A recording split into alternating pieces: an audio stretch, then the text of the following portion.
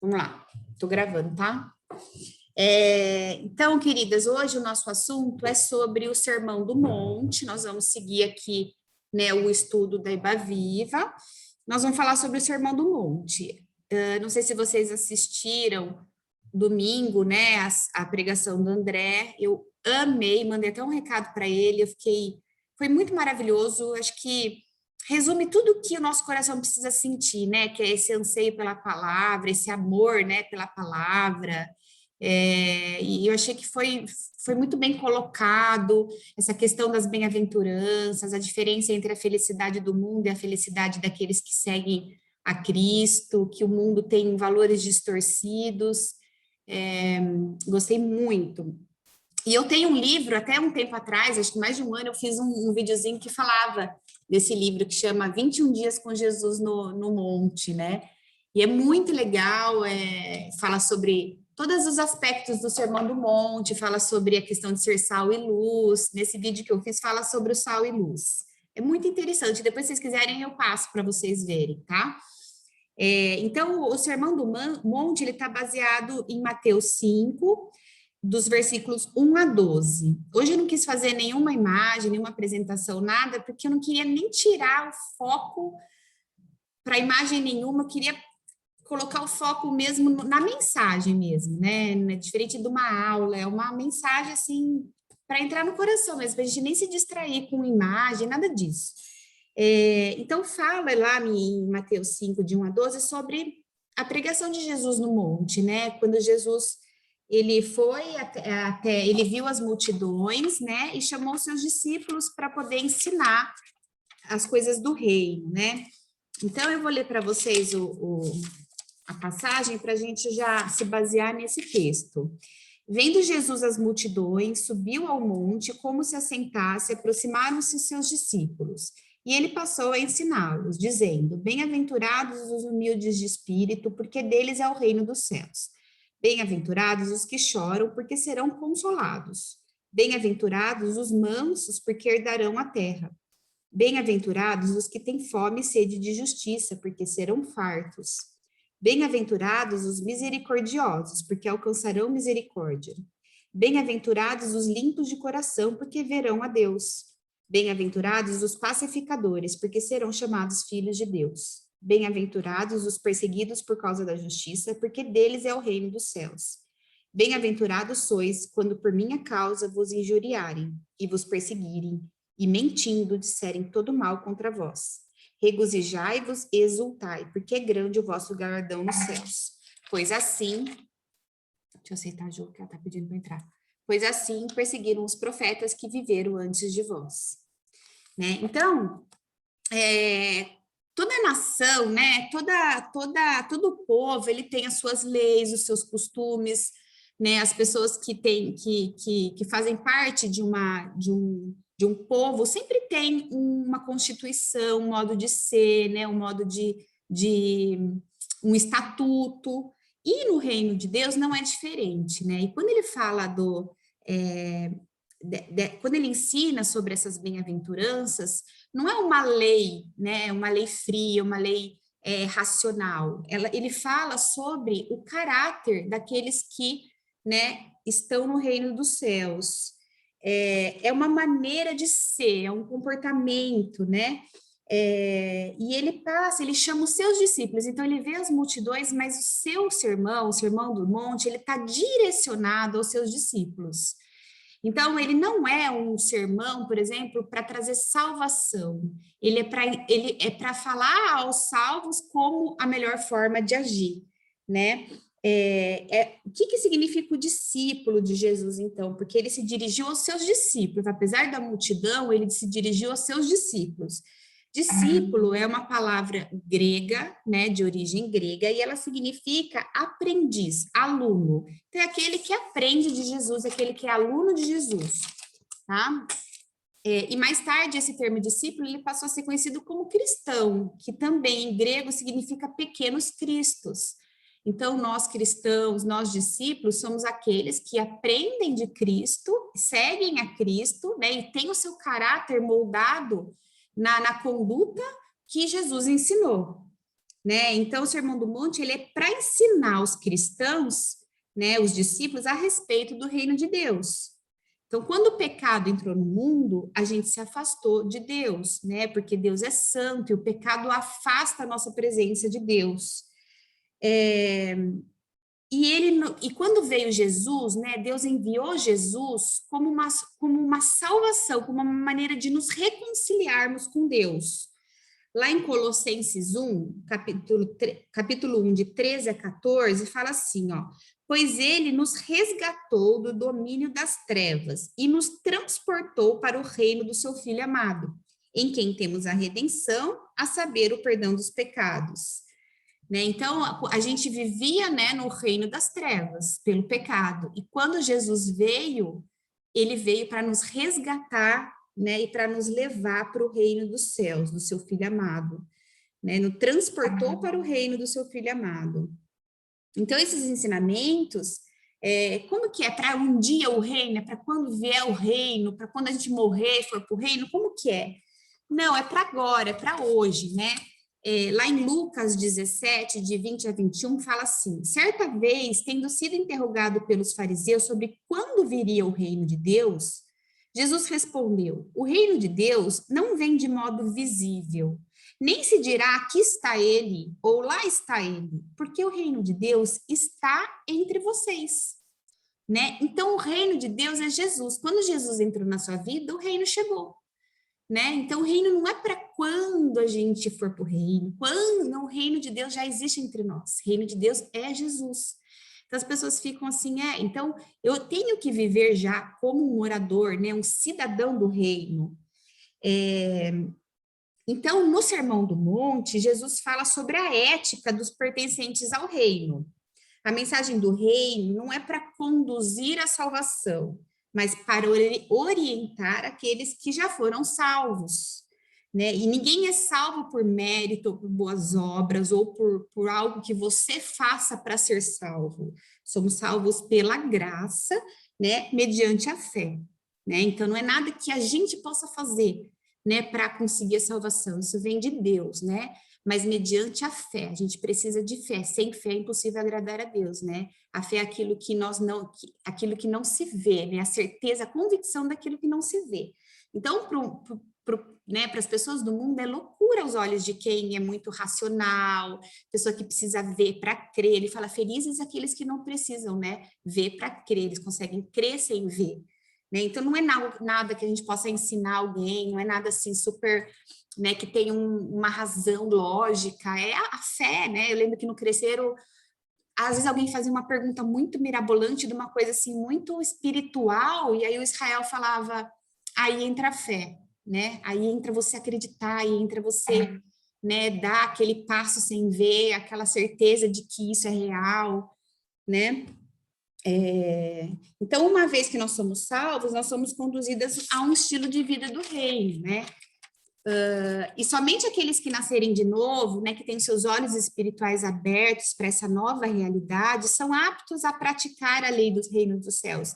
Senão a pessoa que ela é muito presa às coisas do mundo, para ela é muito difícil ela ter essas características de conduta, né? Não são características de personalidade, de temperamento, são características de caráter espiritual. Então, a pessoa que ela é o homem natural, em seu próprio esforço, não consegue cumprir esse padrão do reino, né? Porque é fora da natureza dele, é só algo que só Deus, o Espírito Santo transformando, é que a pessoa consegue agir desta forma, né? Deus, o Espírito Santo, quem capacita a gente a ter esse caráter que é moldado a partir da conduta, de aprender com Jesus, né? E isso é desenvolvido à medida que a gente convive com Deus, com o Espírito Santo, à medida que a gente coloca as nossas raízes naquele que vai alimentar isso tudo. E não é uma coisa assim, uma vez convertida, eu vou estar pronto, não preciso de mais nada. Não, eu preciso alimentar, eu preciso buscar, eu preciso ansiar, eu preciso preencher o vazio que todos os dias esse vazio começa a querer me correr novamente, e eu preciso encher com o Espírito Santo todo dia. Sempre eu falava assim para o Gabriel, né? Falava, Gabi, é como um copo d'água. Se você deixar um copo d'água cheio, né? Se você pega um copo d'água, ele tá vazio, ele enche com o quê? Com ar. Vamos supor que a água é o Espírito Santo. Se eu deixar esse copo d'água lá fora, no tempo, ele vai evaporar essa água. Amanhã, capaz de não ter mais nada. Então, eu preciso encher todos os dias, senão ele vai evaporando.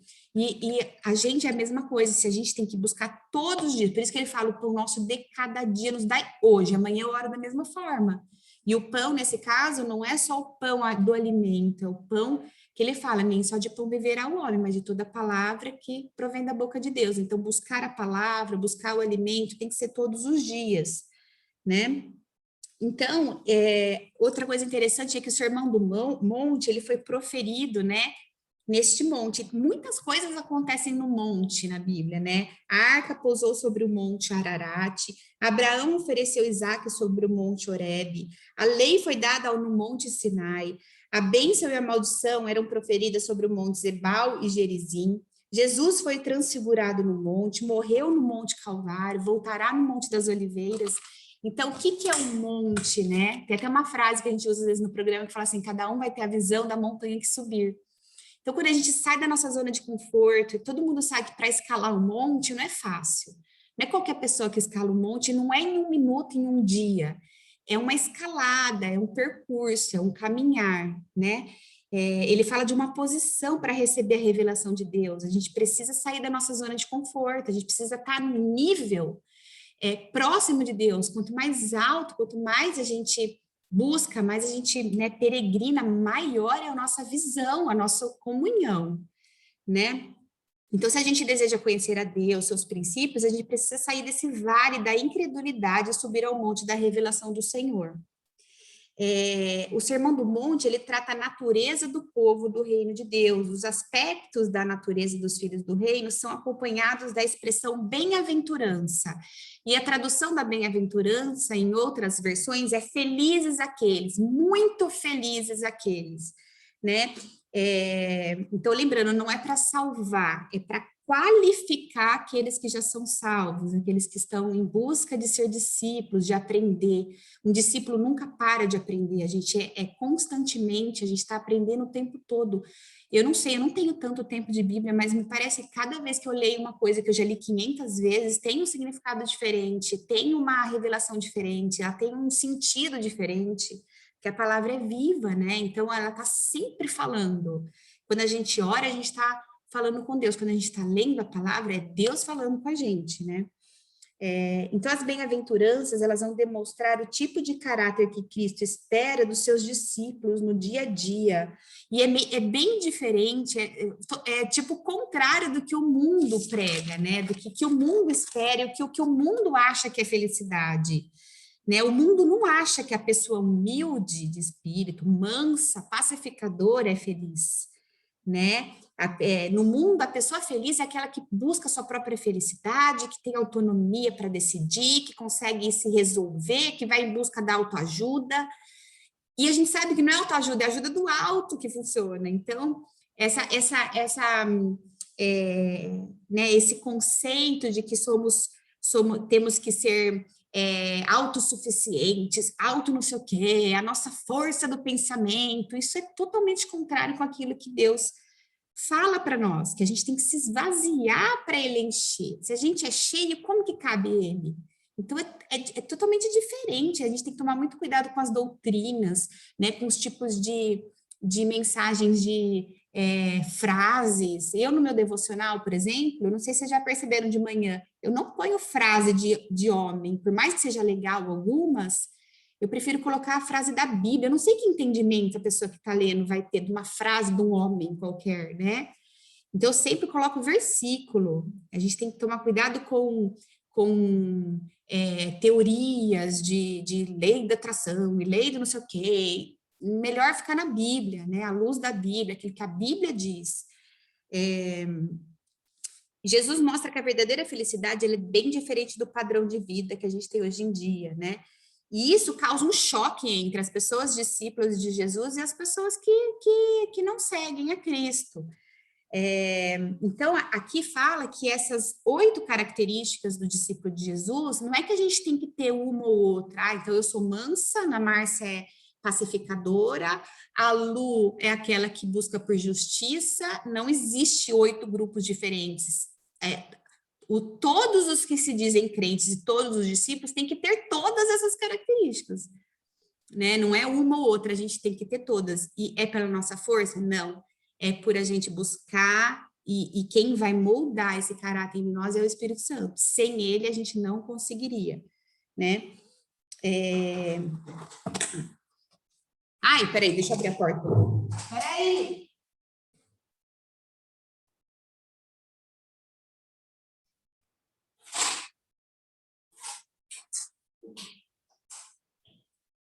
Você vê se a sua carne tá boa, você quer por mais? Então, eu vou falar um pouquinho sobre as características das bem-aventuranças. Então, ele fala, a primeira, que a gente deve ser pobre em espírito, em algumas outras versões fala humildes em espírito, né? Esse tipo de humildade, de pobreza que fala aqui, nada tem a ver com questão financeira, tá? Existe uma deturpação dessa questão do pobre, do rico, por quê? Porque as pessoas que, ao longo da história, as pessoas que têm dinheiro, por exemplo, algumas, não dá para, a gente não pode generalizar, elas se sentem autossuficientes, né? Então, elas não precisam de Deus. Ao mesmo tempo que as pessoas que são muito carentes acabam percebendo a sua necessidade, mas isso nada tem a ver com o fator financeiro. A gente pode ter gente rica totalmente dependente de Deus, né? Como a gente pode ter gente que não tem um recurso financeiro que é totalmente também orgulhoso, isso não tem nada a ver. A gente está falando em pobreza e humildade, de questão de se identificar como miserável perante Deus, né? Quando nós reconhecemos a nossa dependência dele, né? Ser livre do orgulho, é a nossa necessidade absoluta do Espírito Santo. É a gente saber o nosso tamanho vazio perto de procurar ser cheio de Deus. É essa a humildade de espírito, ser pobre em espírito, é saber, né, que a gente é nossa necessidade absoluta, é nosso estado de pobreza espiritual, perto do que a gente precisa, né, que é se encher do Espírito Santo. E quem é humilde de espírito aprende com qualquer um, né, ouve qualquer um, né? Aí eu estava lendo aqui no livro que fala que tem gente que é síndrome de Adão, então acho que tudo começa com ela. Né? Tem gente que tem, por exemplo, célula na casa, que não pode ser na casa de não sei quem. Ai, não, porque você não pode ler a palavra, você não pode abrir o culto, você não pode orar, você não pode cantar. Tem muito disso por aí, né? Pessoas que não querem, assim, ser no coletivo, a pessoa acha que é tudo com ela. Então, orgulho, humildade não tem nada a ver com questão financeira, é a gente saber, né, o nosso tamanho perante tudo que Deus tem para nos dar. Segundo, os que choram, né? Fala os que choram. Aí a gente fala assim, mas é meio estranho, né? Felizes os que choram, é meio controverso. Mas nesse caso não é um choro natural. Não é a gente falar assim, ó, eu sou feliz, eu choro porque eu perdi meu emprego. Eu vou ser feliz porque eu tô chorando porque meu parente morreu. Não é natural, não é um choro natural. Não é causas naturais, né? É um choro causado por arrependimento, para a gente saber que o nosso pecado levou Jesus para a cruz, que a injustiça de alguém está causando sofrimento, né? O choro da nossa insignificância perto do que deveria acontecer, do que deveria ser feito, de quão pecador nós somos. É esse tipo de choro. É um choro causado por arrependimento, pela consciência da condição do pecado. Aí ele fala sobre os mansos, né? Então, quando a gente fala sobre mansidão, a gente está falando sobre indolência, sobre complacência, aquela mansidão da pessoa ser educada, ser mansa, aquela coisa que a gente aprende a ter educação. Não é isso, né? É agir com sabedoria em todas as coisas, é ser obediente a Deus, né? Jesus se intitula manso. Lá em Mateus 11, 28, ele grita: vinde a mim, todos que estão cansados e sobrecarregados, né? Aí ele fala, porque eu sou manso e humilde de espírito. Vê? Ele fala assim, ó. Vinde a mim, todos que estão cansados e sobrecarregados, eu vos aliviarei. Tomai sobre vós o meu jugo e aprendei de mim, porque sou manso e humilde de coração, e achareis descansos para a vossa alma. Então, ele se intitula manso, tá? Então, manso é aquele que não se deixa vencer pela arrogância, pelo ódio, pela raiva. Então, não é que a gente não vai ter sentimentos assim, né? Que eu não vou ter raiva, que eu não vou ter ódio. Eu posso sentir isso tudo, eu só não posso deixar isso me dominar, né? Os sentimentos não podem dominar sobre nós. E geralmente essas pessoas que conseguem ser corrompidas, por exemplo, e venham a pecar por causa de uma ira, por causa de uma raiva, por causa de um ódio, uma rixa, um sentimento ruim, são pessoas que se sentem, como é que fala? A pessoa se sente constrangida ou ela se sente ameaçada. Então, a gente tem que pensar o quê? A nossa segurança está em Deus, né? Esses dias aconteceu um problema lá no meu trabalho que envolvia um funcionário meu, que ele mentiu e eu tinha ajudado ele a conseguir um benefício, ele usou de uma forma errada, né? E me chamaram para passar no RH, depois que eu estava indo embora, no dia do pagamento. Falei, pronto, né? Tá na cara, tá com cara de cartinha de demissão, né? Aí eu fui para lá pensando, a minha segurança está em Deus. Quem me deu esse emprego é Deus. Se Deus quiser me tirar, a minha consciência está limpa, porque se eu tivesse com a consciência errada, se eu tivesse feito algo errado, eu teria que ser a primeira pessoa a reconhecer, pedir desculpa e arcar com as consequências, né? Então, quando a gente se deixa levar pela raiva, pelo ódio, pela arrogância de alguém e a gente sai da posição de mansidão, do tipo, bateu, levou, do mesmo jeito que vem, vai, né? Isso aí é aquela pessoa que se sente ameaçada, a segurança dela não está em Deus, né? Aí, quarto, sede e fome de justiça. O que é isso? É aquela sede por mudança. Então, é a mudança no meu trabalho, é a mudança na minha casa, né, com meu marido, com a minha família. Não é assim, eu só vou ser diferente com as minhas amigas, eu tenho que fazer isso dentro da minha casa, eu tenho que fazer isso com meu marido, eu tenho que fazer isso no meu trabalho. Não existe ser santificado no domingo na igreja e na segunda-feira eu ser profana. Eu preciso manter, eu preciso ter o meu caráter consolidado, me posicionar, ou eu sou ou não sou, meio termo morno, Deus omita, né? Ou é sim, sim, ou é não, não existe meio termo. Então, sede de fome por transformação, né? Independente das circunstâncias, né? E essa ausência dessa fome, dessa sede, denota doença espiritual, porque a pessoa para de se alimentar, né? E quando a gente fala lá no quinto, misericordiosos, né? Quando a gente fala de justiça, é interessante que existe uma sequência das bem-aventuranças, porque, por exemplo, quando a gente fala de justiça, nós estamos falando de uma conduta correta, certo? Da gente ser justo, a gente se colocar numa situação justa.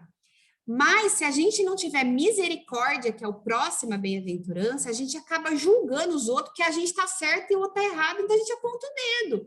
Então, ao mesmo tempo que ele nos ensina a ter fome e sede por justiça, por buscar o que é justo, ele já vem falando da misericórdia, porque senão a gente seria aquele que atiraria a primeira pedra.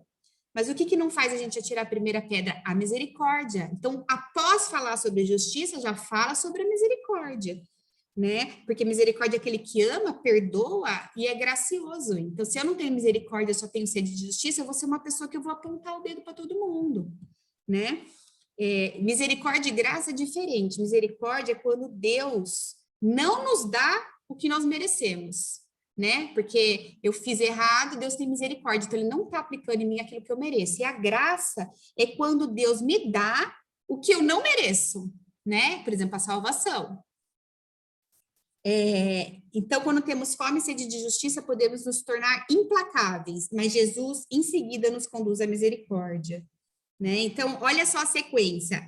Temos que ser humildes e reconhecer o nosso pecado. Uma vez que reconhecemos o nosso pecado, choramos de arrependimento. Esse arrependimento nos torna mansos. Com isso, passamos a ter fome e sede de justiça e nos tornamos misericordiosos com aqueles que não entraram no processo. Então, porque a misericórdia está ligada à compaixão, né?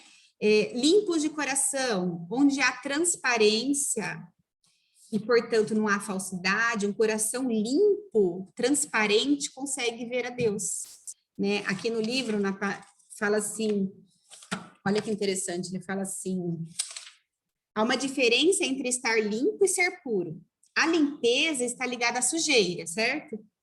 Limpo é o que rejeita a sujeira do pecado, e puro é o que não tem lugar em seu coração para mais nada. Ele é inteiro para o Senhor e tudo o que ele quer é agradar ao Pai. Ele não busca reconhecimento humano, mas a aprovação do céu. Então, às vezes, a gente está chateado porque alguém falou alguma coisa ou fez alguma coisa. Bobagem ficar chateado com o que a outra pessoa, né, acha.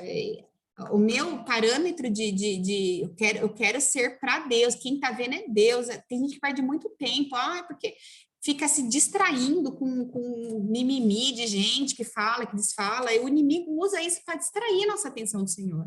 Tem igreja que fica um tempão fazendo campanha para não falar o nome de não sei o que não está na Bíblia, ficando focado naquilo que não tem nada a ver com aquilo que Deus espera. Deus quer que a gente busque, né, as coisas para edificar, não para ficar discutindo o que pode falar, que está fora da Bíblia. Isso aí é distração do inimigo. Tá? Sétimo, pacificadores. O que é isso? É promover a paz, restituir a paz. Né? Só os filhos de Deus têm condições de promover a paz. Então, por exemplo, chegou em mim um assunto, em vez de eu pegar e botar fogo, gente, fila de escola de criança é uma maravilha para você ser pacificador, porque a pessoa, você viu que a aula, porque não sei o quê, porque não sei o quê, porque a mãe não sei o quê. Nessa hora você vira e fala assim, ai, mas eu entendo, sabe o que ela pode estar pensando? Ai, mas imagina como não deve ser fácil. Acabou. Em vez de você botar mais fogo, você pacifica. É uma sensação deliciosa quando você põe uma pedra no fuxico, sabe? E se você quiser ali, você consegue botar mais fogo ainda, né? Então, é importante a gente lembrar, né, que a gente precisa fazer tudo possível para ter paz com todos. Tudo. A Bíblia fala, faça tudo possível. Você brigar com alguém e morrer, Deus vai falar assim, você fez tudo. Você fez tudo? Não, não fiz tudo. Então, faça tudo para ter paz com todos. Às vezes, a gente precisa disso aqui, gente, para arrumar uma confusão. E Deus falando, faz tudo. Por causa disso, você arruma uma confusão. Faça tudo para ter paz com todos, né? E em oitavo, aqueles que sofrem perseguições. Aqui ele fala perseguição que é causada por você ser discípulo. O que acontece? Quando a gente busca as coisas do reino, a gente está contra aquilo que o mundo espera. Quando você quer ser pacificador e a pessoa quer botar fogo, você acaba arrumando uma confusão, mas isso porque você está buscando o certo, e para as pessoas é loucura, né? É diferente de apaziguar, pacificador, tá? Que apaziguar é quando você busca a paz a qualquer custo. Então, se as pessoas estão erradas e você quer dar uma de pacificadora, não é você concordando com a situação para ter paz.